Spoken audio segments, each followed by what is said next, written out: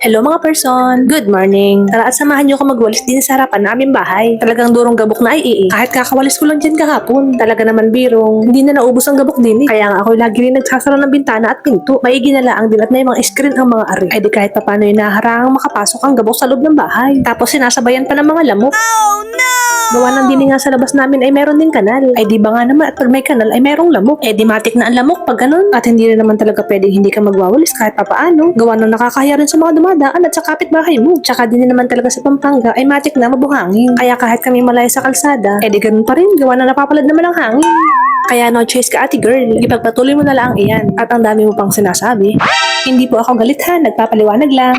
So ayun na nga, sobrang fast forward na nga po ari. At talaga namang durong haba dahil naman pag hindi ko pinas forward, eh talagang sobra-sobra sa oras. Kaya no choice, fast forward ka sa akin. Ganarilaang naman ang daily routine ko din sa bahay. Gawa ng tunay na nakakainit din pag wala kang gagawin. Kaya ang ginagawa ko, tinatapos ko na ang mga gawain sa umaga. Kaya nga sinasabayan ko ng paggising ng asawa ko. Gawa ng pag ako'y tinanghali, ako'y talaga tatamarin na. Pero sa tunay laang po, nung ako ay nasa Quezon, hindi pa kami nagsasama. Ako talaga ay tanghaliin gumising. Paano naman, ako man naman hindi agad makatulog sa gabi. Yung tipong pikit nga ako pero yung diwa ko ay gising pa. Lalo na pag ako'y nananghali, ay matik na yan. Hindi agad ako makakatulog sa gabi. Hindi ko nga din alam kung bakit ganun Kaya naman talagang ako'y pinipigil ako matulog sa tanghali. Kahit naman talaga ako'y antok na. Nakareserba na ang tulog para sa gabi. Ay hala, sige na. Yun lang po muna. Bye-bye!